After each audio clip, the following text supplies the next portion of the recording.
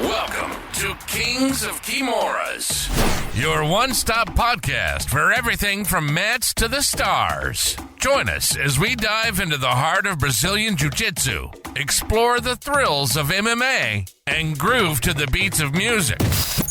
But that's not all. We're also venturing into the unknown, discussing aliens and the mysteries of the cosmos. And of course, we'll be shooting the breeze, sharing stories, and laughs along the way. Get ready for a wild ride from a universe of topics. Strap in and prepare to explore the world of BJJ, MMA, music, aliens, and more. Let's roll.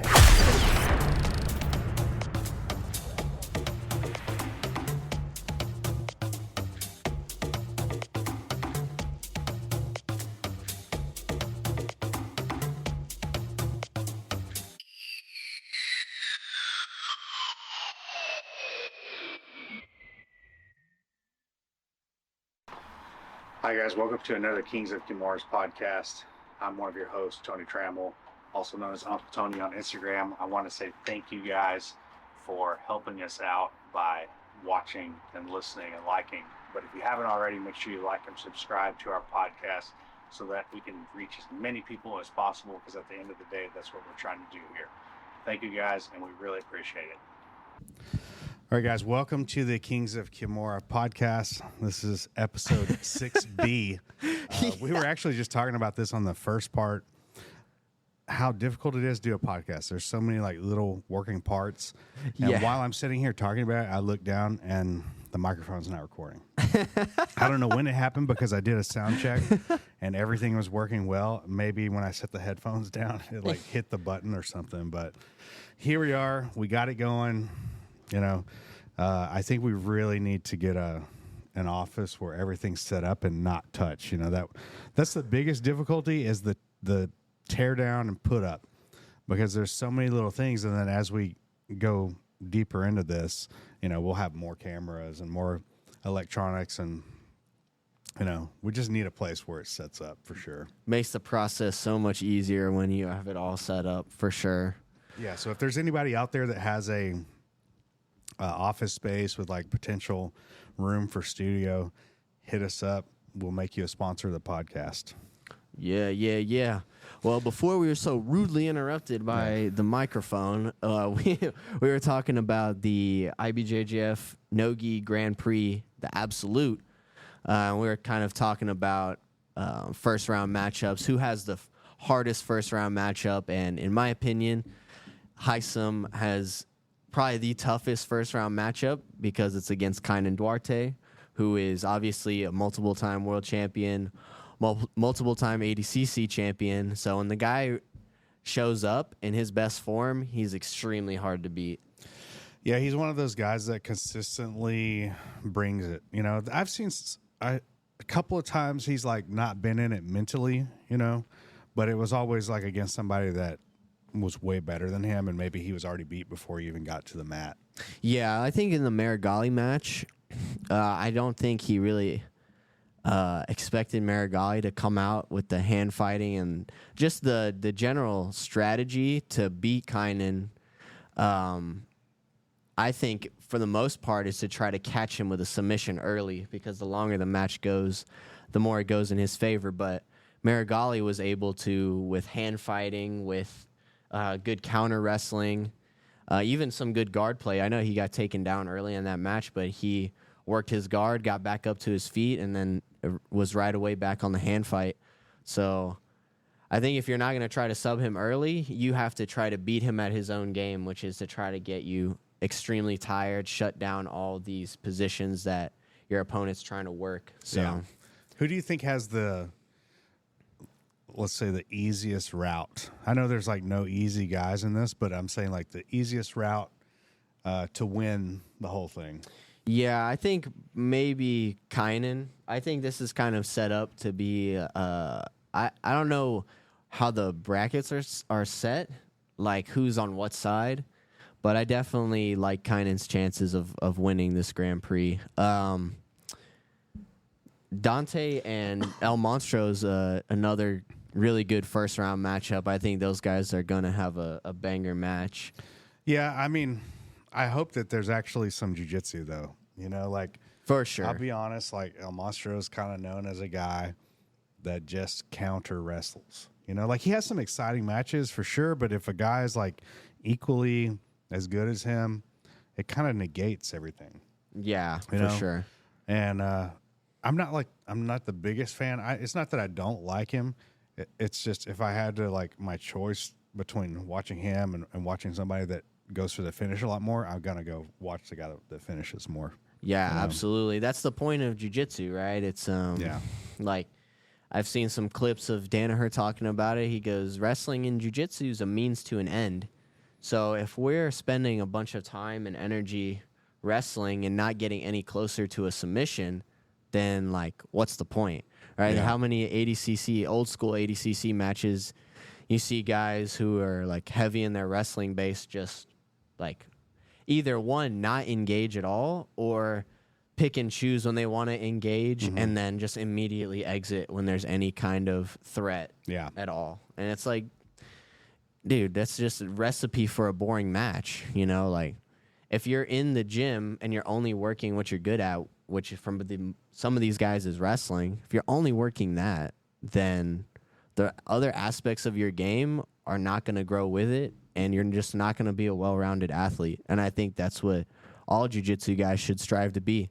You don't have to be a Division I wrestler, but if you go against a Division I wrestler, what's your strategy going to be? Do you have a good enough front headlock to counter them? Do you have good enough back takes?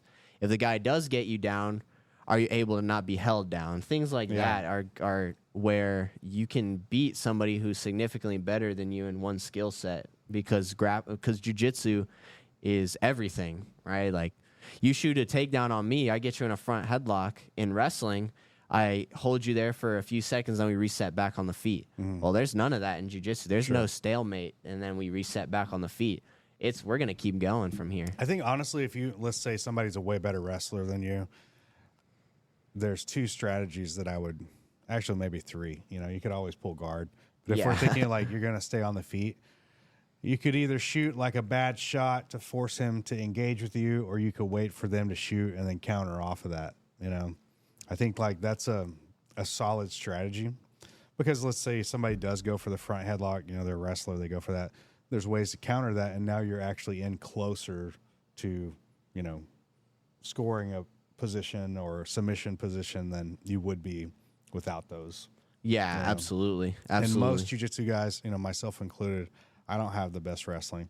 Like, all the wrestling that I learned is from either watching someone or, you know, learning stuff on the fly. Because there's, you know, most gyms you go to, it's like immediately, oh, we pull guard, or oh, we're going to start one guy down and one guy up. Right. We do a lot more stand-up stuff, but me being the coach is a lot harder to get more stand-up work in. You know, right. Like pretty much all my stand-up work has to come in off of live rounds. Yeah, absolutely. And then, you know, with the live rounds, you can't always expect people to want to stay on the feet, Yeah, especially a lot of people don't. if you start to develop a good stand-up game, like you have multiple attacks, like you have off balances, people are more likely to pull guard against you in rolls too. So for me, it's like I try to find people who, you know, they might not be the best wrestlers. Like I said, you don't have to be a Division I wrestler, but at least they're willing to engage in the stand-up. So that way we can both get work in that aspect. Yeah. No, I agree with you there. I'm looking at the other side of this bracket, and I see Giancarlo. He probably is like the favorite on that side of the bracket. I would say it's probably going to be Kynan and Giancarlo. Potentially it could be Roosevelt. You know, I don't really see anybody else on the left side of the bracket where Kynan is at that I feel like would make it to the end. Yeah, I don't either. I mean, Dante's really, really good, but with Kynan on that side of the bracket, you have to favor him. Yeah, he's an ADCC absolutely. champ, right? No-gi world champ. So I think that's the route that you go. Now, they threw a bunch of gi matches on here, and I mean, there's only really one that I would say I would look forward to watching, and that's Cade Rotolo. You know, because Cade's actually, willing to bring it to you, and he's not gonna play that typical stalling gi jiu-jitsu that a lot of these guys do. Yeah, I just don't understand why they would make a Grand Prix no gi event, and then on the undercard they fill it with gi matches. Who are these it's a bit people strange that are excited about watching gi matches on television? Gi matches are like notoriously boring just because guys are only focused on winning off of sweep or advantage, and these are the same guys that are like, winning IBJJF. So, yep, absolutely true. And not having heel hooks in the gi drastically changes a lot of these leg positions. Like if you put somebody in single leg X or you get them in double outside in the gi, you can't attack a heel hook. Yeah. If you could, I think we would see a lot more exciting matches, and I think it would help boost the sport. But obviously, heel hooks I don't think will ever be allowed in the gi, unfortunately. Well, I mean, I think when you talk about heel hooks in the gi, there's a lot of friction that happens. I think what would happen, let's say you made heel hooks legal, all heel hooks legal, which is inside and outside, you're not going to see guys playing 50-50 as much, especially with that like single leg with the lapel wrapped around it. You definitely won't see that foot dangling by the hip a lot. The positions will change because of what's allowed in the sport. Right. And it goes back to me just saying like how boring gi matches are because all guys want to do is like hold positions, Yeah. Like there's some guys that are real technicians out there, but when you watch a lot of gi matches, it's like repetitive, like, Pohada passing and not a lot of technique.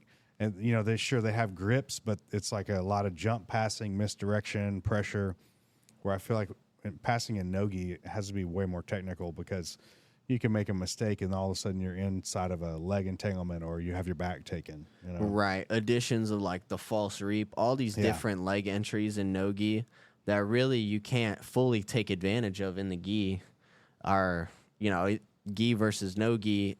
In those positions, they just change so drastically because of the submissions that are allowed and not allowed. Yeah. So if you guys are watching this and you don't think that heel hook should be allowed in the gi, you're part of the problem, okay? Just being honest. Yeah, there's definitely two sides to that argument, man. I agree that like doing an inside heel hook in the gi is dangerous, and I only say that because I've had somebody do that to me before. Get frustrated. This is when I was a blue belt. They got frustrated and just went inside heel hook. And it wasn't even a position that I was playing. It was a position they were playing. But I got my knee popped in it. And I think that, it's either you allow the heel hooks and the positions change, or you don't allow it and you don't allow those positions. Right. There's definitely other stuff that they don't allow. So I think that anything that's a typical like stalling position should probably be done away with. Or you could have it like if you're in 50-50 for X amount of time, then heel hooks become legal, Yeah, but then if you leave that up to like a referee, you've got one of those referees that did the count for Francis Ngannou, where it's like a 20-second count and, and really it should have only been like an 8-second. Right. You're like, this guy is counting pretty slow here. Yeah.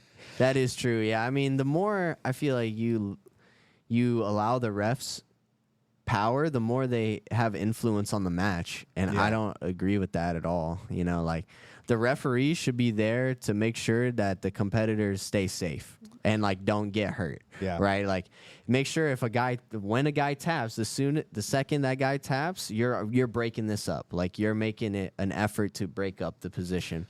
Yeah, I think they have too much responsibility on the referee. Like he not only is he watching the match to see everything that's happening, but he's also got to like keep track of points and advantages. And I think if you look at the way the ADCC does it, and I'm not saying their way is perfect because there's definitely flaws in there, but they have a table of judges, Yeah. It's not an even number, it's an odd number. And they are the ones that are deciding like what was a point, what was not a point, what was a, let's say there was advantages, what is an advantage. Right. But there's the guy that's on the mat, his whole job is to keep the action going, keep the guys safe, relatively safe, keep everything clear, and keep the match on the mat. Yeah. That's the responsibility of the ref. Yeah. The more you start adding in points and advantages and it's kind of up to the ref whether it's stalling or not. Yeah. Dude, if you run straight back off the mat and the ref ain't giving you stalling, there's something wrong with the rules here. Yeah. Like, it has to be, and that goes back to the ref keeping the action going, right? Like, in wrestling, a lot of the time, like, I've seen guys take 2 steps. They 1-2 out of bounds, they hit them with stalling right away, or they put them on the shot clock if it's freestyle. So, something like that for jiu-jitsu would be amazing. And I know that there's some people out there that are like, well, the point system and the system that we have now is fine. And look at the submission-only system. Like, all you see now is guys trying to go for leg locks and only go for submissions. And they do have kind of a point there. But at least I know if these guys are both shooting out for legs, somebody's probably going to end up submitting, which is what we want to see anyway. Right. And, like, not every guy plays like that, you know? I could say the same thing about gi players. Like, okay, well, you guys only try to go 50-50, grab the lapel, and then sweep each other back and forth. It's more boring now because nobody's getting a submission. Yeah. Yeah. Again, it goes back to any position where you can, like, control the flow of the pace of the match is kind of boring, I mean, I'm not saying, like, I only want to see, like, mount or back control or leg entanglements. Like, there's some stuff in guard where you can attack, but you need to be attacking. You shouldn't be like pull to close guard and then just hang out there. Just like if somebody went to mount, and I know this is a position you don't have to advance, but if you're in mount, man, you got to be making that guy's life miserable to where he's exploding to give you an option to submit him. You know? Absolutely. And a lot of times guys get to mount and they just like control the guy's hands. And they're like watching the clock, Yeah, it's like their goal is not to, like you said, get them exhausted over time to open up subs.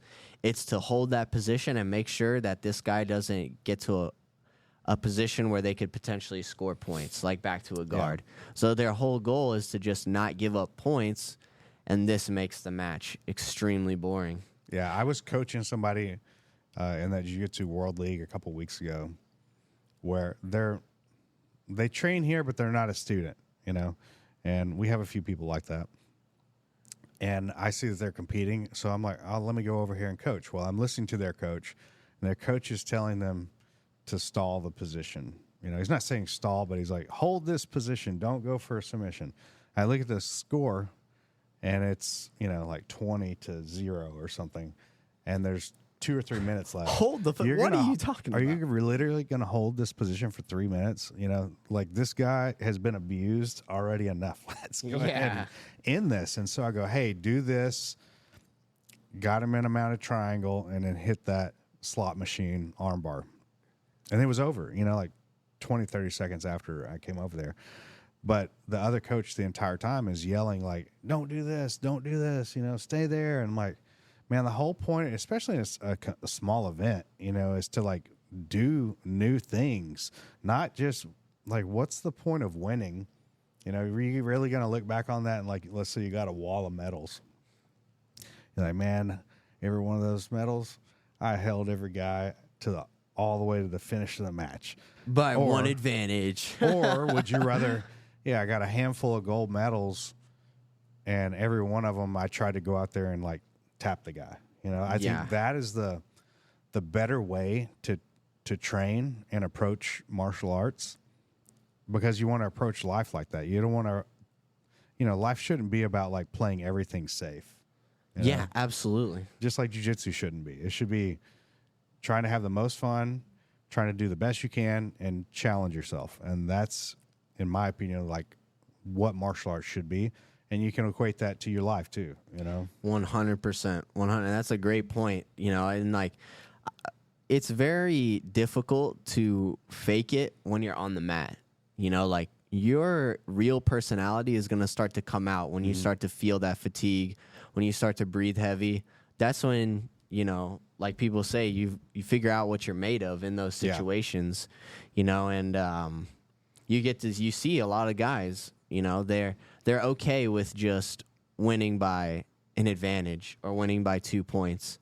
You know, like the medals I have on my wall, I can look back and be proud of the performances I put on. Like, yeah, I don't have a gold medal at Worlds or Pans or these big tournaments, but the medals I do have from those tournaments, I worked extremely hard to get them, and I had a very high submission rate. Like the Nogi Pans medal, I think up until the final, I think I submitted everybody. Yeah, same thing with Nogi Worlds. Like I almost had a 100% submission rate, or I did, but then I obviously lost in the final in true Craig Jones fashion. Yeah, I mean that's the way to play it, man. In my opinion, you know, because you don't want to look back and be like, damn, you know, like I won a lot of matches, but I won it by like being a better positionally controlling player instead of a submission. And I think if you get that reputation of like being a guy that subs people, it almost like you get in people's head and they play differently as opposed to like a guy that, man, I know this guy's only going to go out there and 50-50 sweep me back and forth, you know? Yep. And we know guys that have that reputation in the gi, obviously, not no gi. Yeah. And, you know, they're known as being a boring fighter. I mean, for me, medals were never that important. You know, what was more important is that I did it the way that I wanted to do it. Yeah, absolutely. You know, you got then like in the Nogi Pans final, I got submitted, but I didn't sit and like cry about it. I was like, I looked back at the weekend and I was like, I had a great performance. My teammates performed well as well, and it's right back to the drawing board. Yeah, you know, like it's just about getting that. I think with a tournament like that, you really start to level up big time because you do put so much effort into the training. You obviously prepare yourself mentally for competition. You got to go there and actually compete. So there's a lot of moving parts, and when you put yourself through that process, you always come out a better competitor. And like for me personally, it makes me a better coach as well. Yeah, because now I can go back and look at the things that I did wrong in those matches. I can come in and say, hey guys, let's try not to do this, because I know from experience, if you try this against somebody who is a high level, jiu-jitsu player, they're going to do X, Y, and Z. So, you know, it helps everybody, not just myself. Everybody in the gym benefits from me going out and competing. Yeah, I mean, that was the same for me, and I always try to tell people that too. Going and doing a tournament is like the equivalent of doing 3 or 4 months of classes, because you can learn so much in such a short amount of time, and you'll probably perform some stuff that you don't normally do. You know, like things just kind of happen in the moment sometimes, and you know that's the great thing about competing. You know, it's not for everybody, but if you really want to find out like where your skill level is at, that's a good way to find it.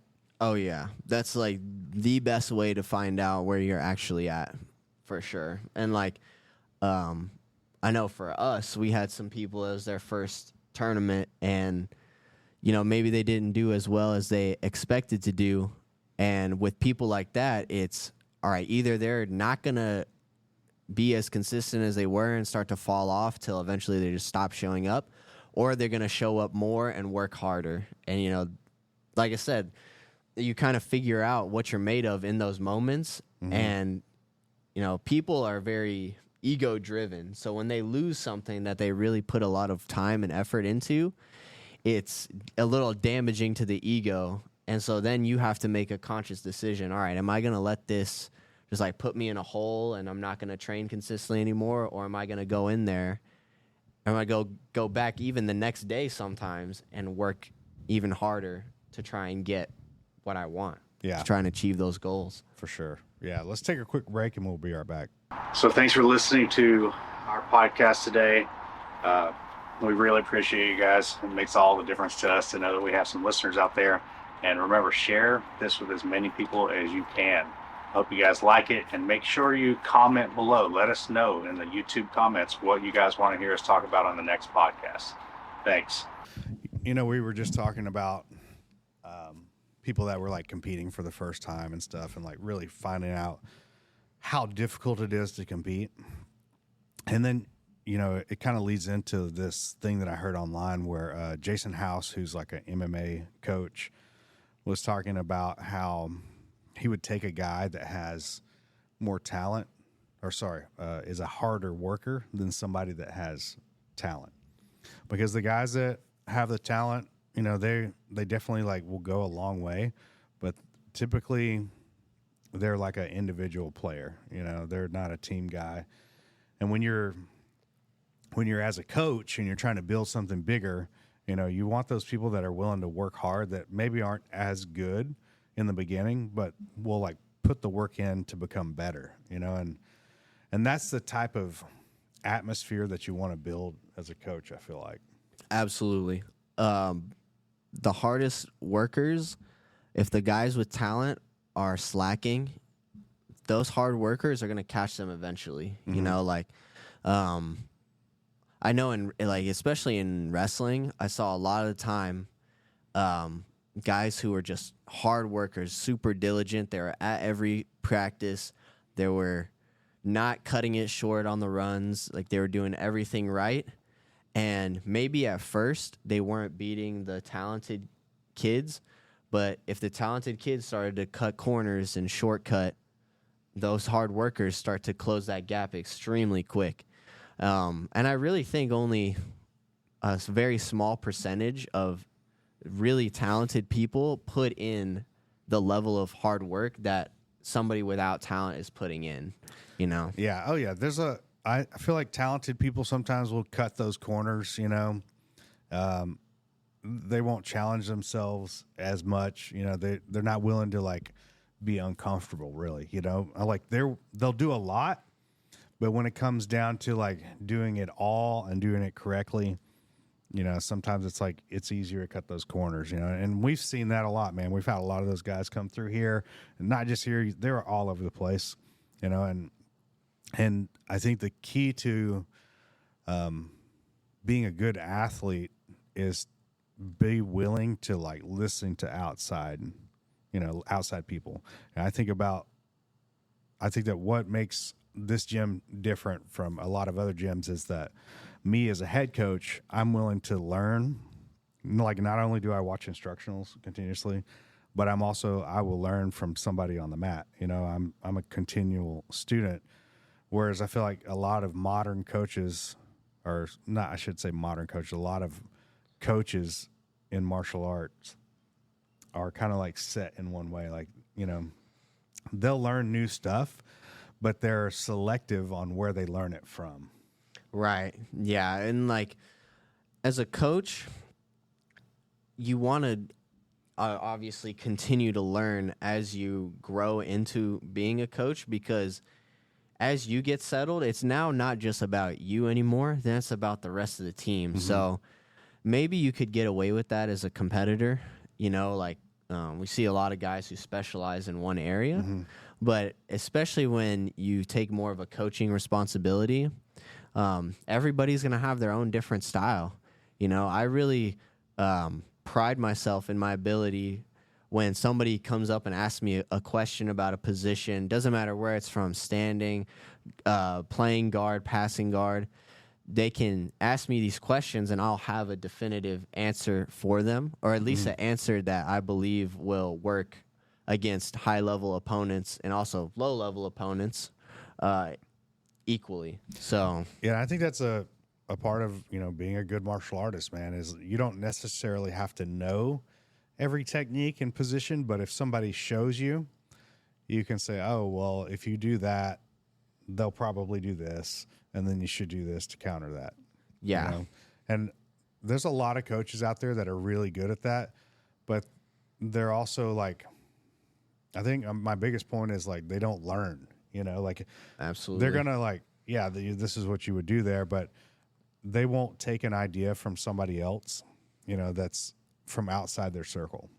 Yeah. And I've had coaches like that too, man, that, you know, they're like very caught up into, you know, these are the only principles of martial arts and we don't draw anything from anywhere. But For me, I like to watch wrestling. You know, I like to watch MMA. I like to watch, you know, a lot of different martial arts to get ideas. Just because a martial art has striking in it doesn't mean that I can't draw something from there, you know. Yeah, absolutely. Watching a lot of MMA has really kind of opened my eyes to like how striking can affect grappling and how the wall can affect grappling. And we even saw that with like the karate combat, you know, with the slanted walls as opposed to straight walls.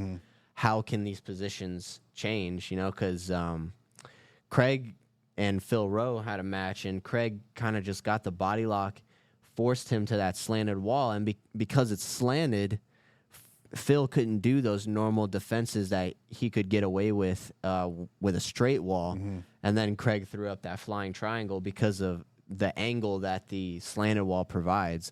So, you know, even though, most of your matches are not going to take place within this slanted wall kind of area, you can still learn a lot principles-wise from watching matches like that.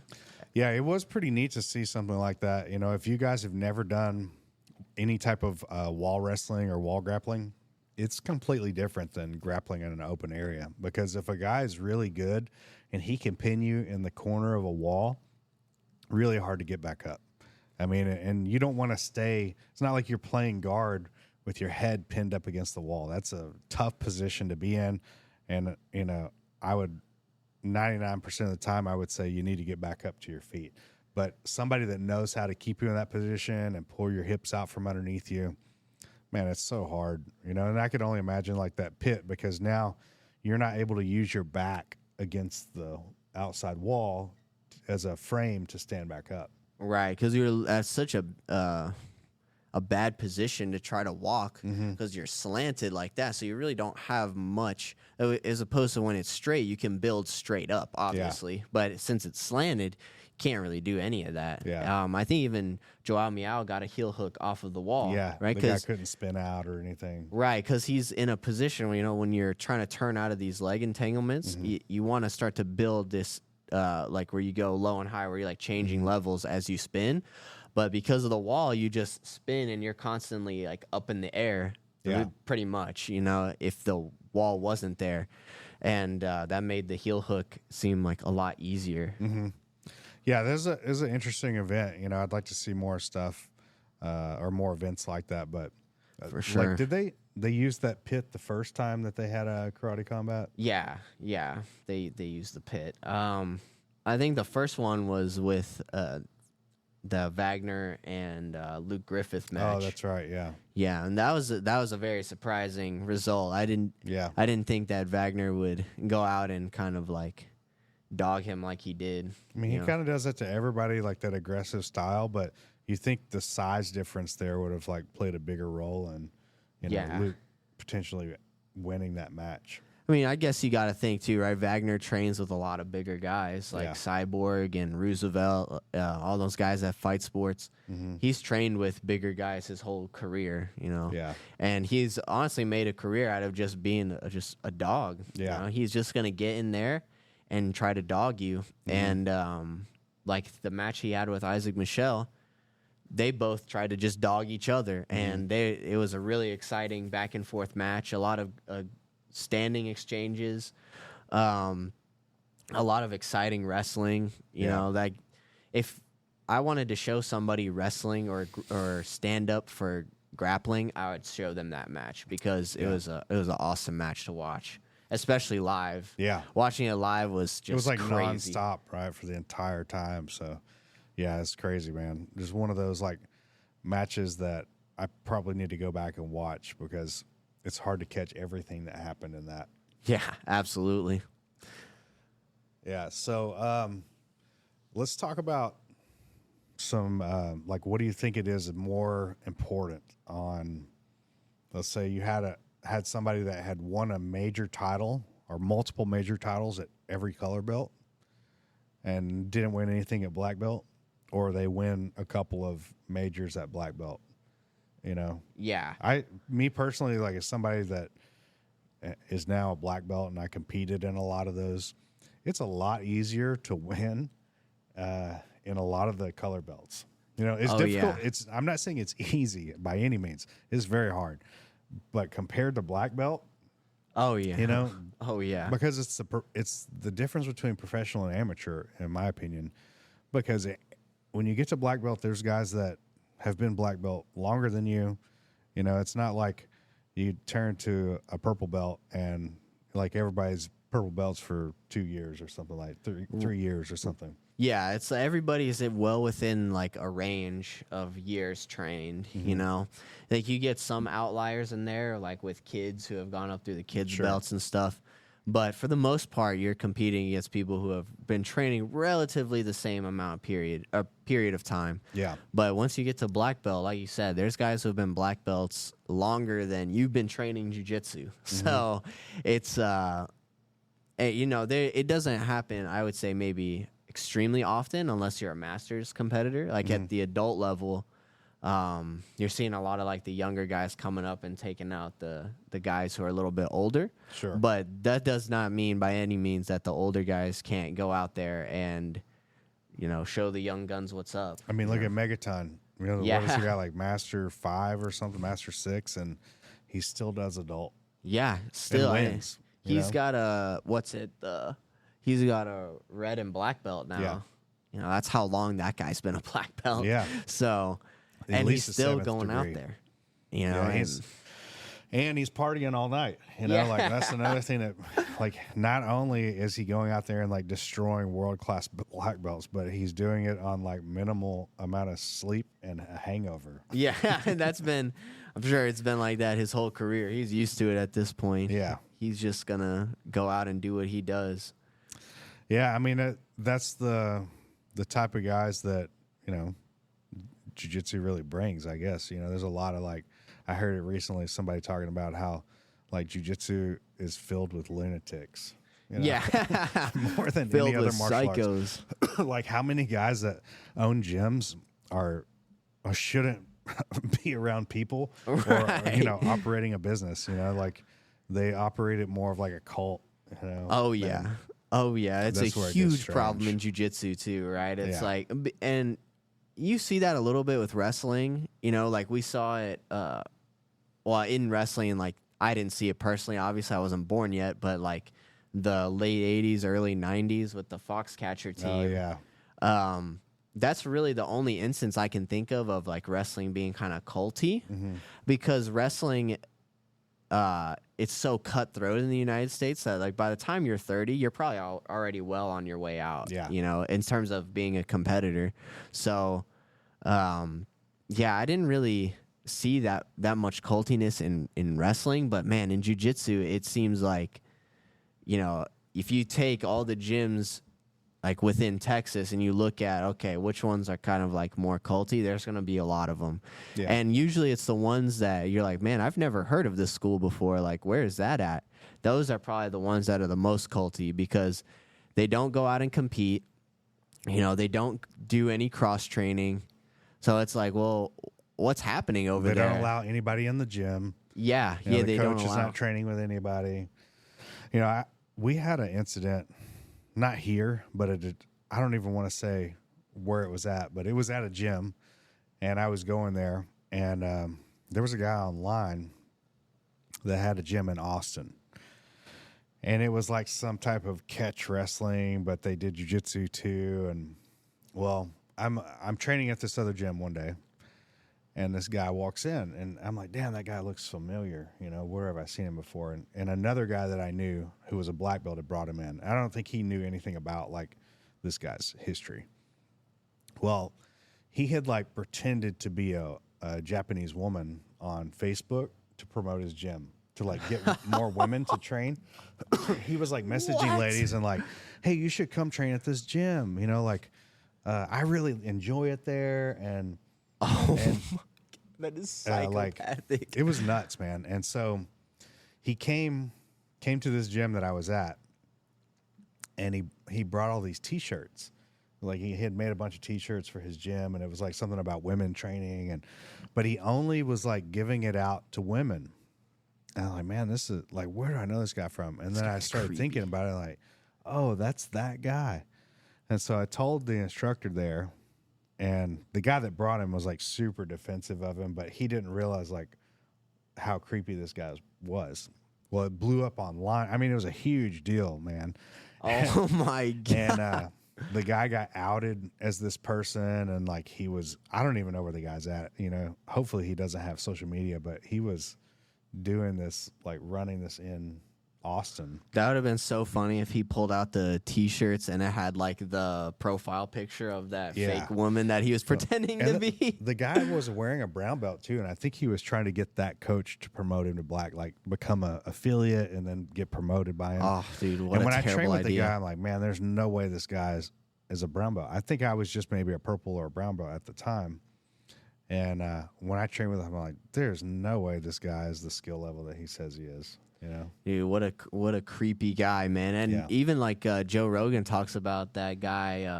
I can't remember this guy's name, but he was like a fake black belt, and he ended up like going to prison because he murdered somebody. Yeah, right? He did something where he had like went to the woods for the weekend. He had Joe Rogan drop him off or something, and he like left with a duffel bag. And when he came back, he didn't have the duffel bag, but he had a trophy. Yeah. Uh-huh. And like supposedly later on he had like murdered some people, you know, but he was like going around as a fake black belt. Eddie Bravo said like he trained with the guy, and he's like, there's no way this guy's a black belt. But it was at that time where you didn't see a lot of black belts. So if a guy was a black belt, you were like, you know, really who are you under? Unsure, you know? Yeah. The circle was like very, very small. Yeah.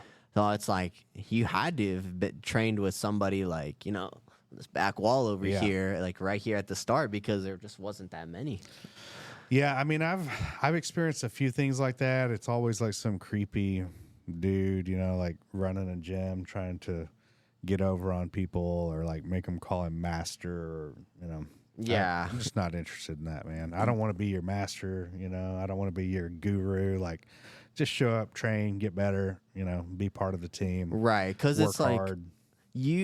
For me, it's like I don't want to try to transcend jiu-jitsu. Like that's an impossible feat, because there's millions of jiu-jitsu practitioners around the world, and the fact that you think your ego is so big that you're gonna like use jiu-jitsu to like try to promote yourself and be bigger than the sport itself, that's just crazy to me. You know, like I know that the impact I'm going to have on the sport relative is going to be not that much. You know, like maybe some people see my techniques and they steal a couple things here, and I wouldn't say steal, but just borrow them for the time being for their own system, you know. But I wouldn't ever, even like calling a technique something like, this is the Ramos choke. Like, dude, no, this is like, I saw somebody else do this and I kind of tried to make it my own, and this is what I came up with, you know. Like, I wouldn't ever try to call something mine, because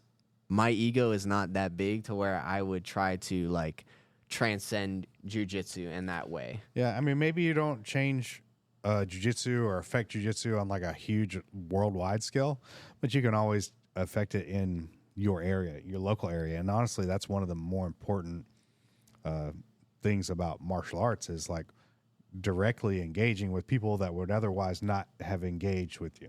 You know, like providing them something that can potentially change their life or add confidence, you know? Yeah. And the more culty your gym is like that, the less you get of that. Like, how many people you see at these gyms, not only do they not improve in jiu-jitsu, but off the mat, they're just terrible people. You know, like they're very shady.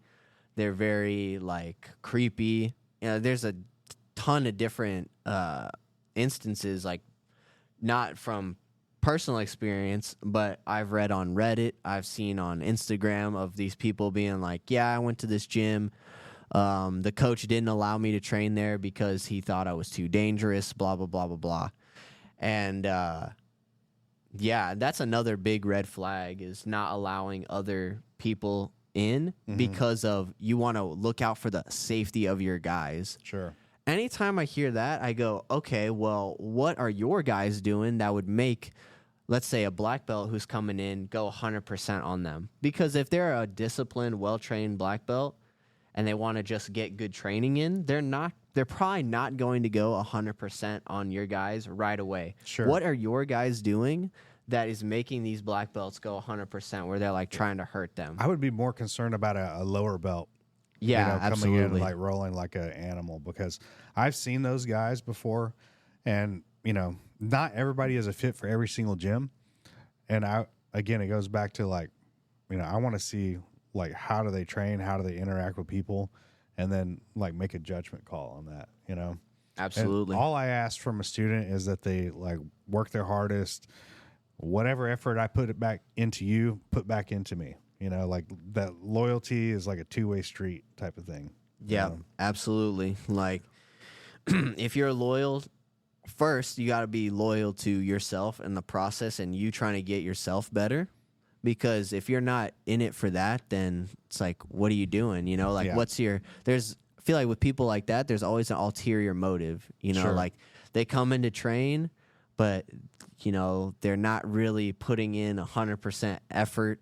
They're not really trying to make themselves better, but they're always like hanging around the gym. It's like, why are you here exactly? Like, is it just a social thing for you? Like, I understand that human beings kind of need that in their life, and jiu-jitsu is unique in that way because, how many times have we finished training and, we stick behind for like 30, 45 minutes sometimes just talking about different things, talking about some of the things that we talk about on this podcast, like a lot of the topics we discuss. I've had these conversations with people in this gym, a lot.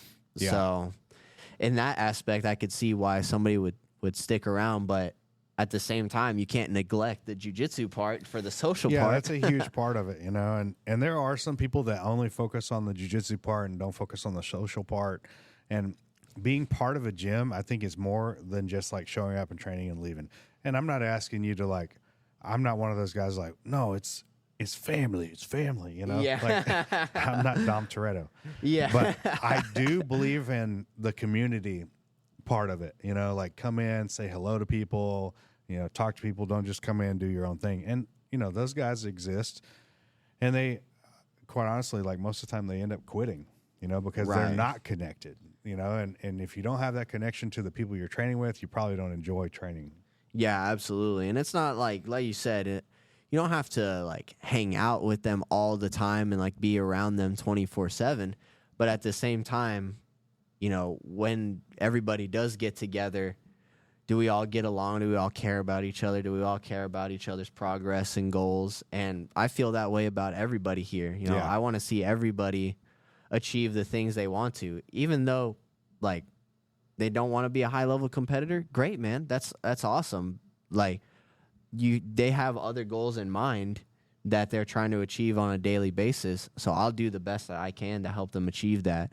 And once people see that you're genuine in that way, not only are they going to come in more, but then hopefully you influence them to bring in other people.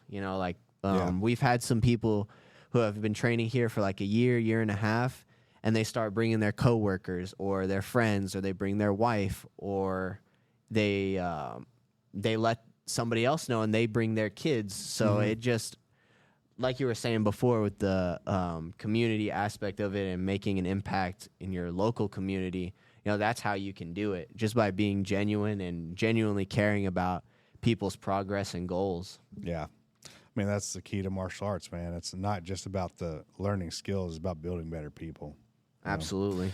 So, guys, I think with that, we can't top that, Can't top that. Yeah, that's gems right there. We're going to go ahead and end it today. Again, we're still looking for sponsors. Thank you to Eager Ones. That's our number one sponsor, hooking us up with the camera. We still need some more stuff, we're looking for that sock sponsorship. Cover these ugly feet. Yeah. I put some socks on today. You got to pay me to take them off, and you got to pay Dom to put some on. So we appreciate it, guys, and we'll see you next time. And that's a wrap for today's Kings of Kimuras episode. Thanks for joining us on this epic journey. Remember to keep training, stay curious, and always be ready for the next adventure. Until next time, keep your guards up and your minds open.